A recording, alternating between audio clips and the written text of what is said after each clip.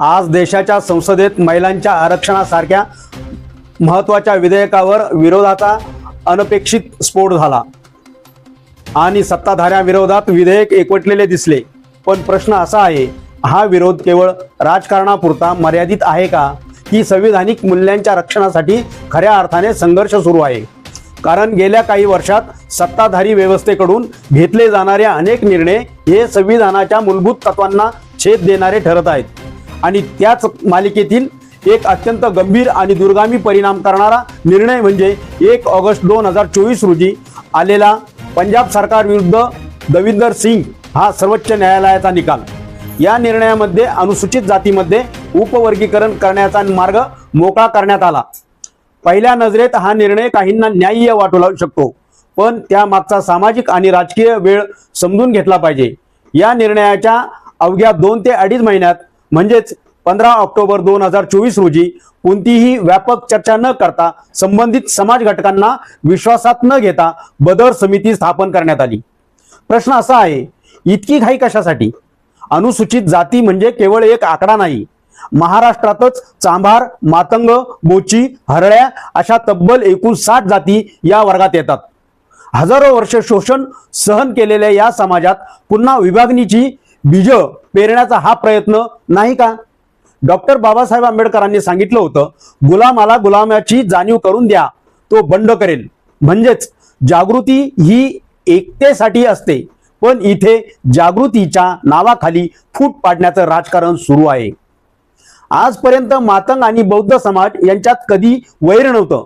इतिहास साक्षी आहे, नात्यांनी, संस्कृतीने, संघर्षाने आपण जोडलेले आहोत। पण आता उपवर्गीकरणाच्या माध्यमातून एकमेकांविरुद्ध उभं करण्याचा डाव आखला जातोय। हा केवळ धोरणात्मक बदल नाही, हा सामाजिक ऐक्यावर हल्ला आहे।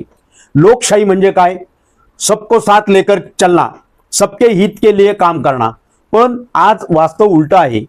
सत्तेच्या पोळ्या शेकण्यासाठी समाजात फूट पाडणं, संघर्ष निर्माण करणं हीच धोरणं राबवली जात आहेत।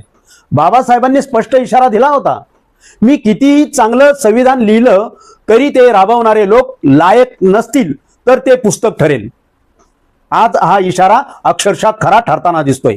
समाजाला भिडवण्याचा हा प्रयत्न नवीन नाही, पण यावेळी ती अधिक संघटित, अधिक धोकादायक आहे। अशा वेळी आपण अण्णाभाऊ साठे यांची आठवण ठेवली पाहिजे। जग बदल घालून घावं, सांगून गेले मला भीमराव। ही केवळ कविता नाही, हा संघर्षाचा मंत्र आहे। बाबासाहेबांच्या महापरिनिर्वाणानंतर जेव्हा समाज निराश झाला होता, तेव्हा अण्णाभाऊंनी चेतना निर्माण केली। आज पुन्हा तसाच क्षण उभा आहे, कारण वास्तव हे आहे, आज बौद्ध समाज किंवा अनुसूचित जातीमधील कोणताही घटक प्रचंड संपन्न नाही। संघर्ष, त्याग, कष्ट याच मार्गाने शिक्षण आणि प्रगती साधली आहे। डिग्री विकत घेणाऱ्याचा आणि संघर्षातून उभं राहिलेल्यांचा फरक ओळखायला हवा। आज जर आपण शांत बसलो तर उद्या आपल्यालाच आपल्या हक्कांसाठी एकमेकांविरुद्ध उभं केलं जाईल।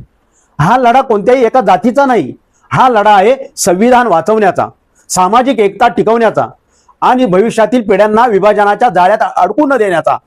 वेळ आली आहे प्रश्न विचारण्याची, भूमिका घेण्याची आणि सर्वात महत्त्वाचं म्हणजे एकजूट राखण्याची। फोडा आणि राज्य करा या नीतीला उत्तर देण्यासाठी जोडा आणि लढा हीच एकमेव दिशा आहे। पाहत राहा सत्य संघर्ष मीडिया। मी तुमच्यासाठी नवनवीन विषय घेऊन येत आहे।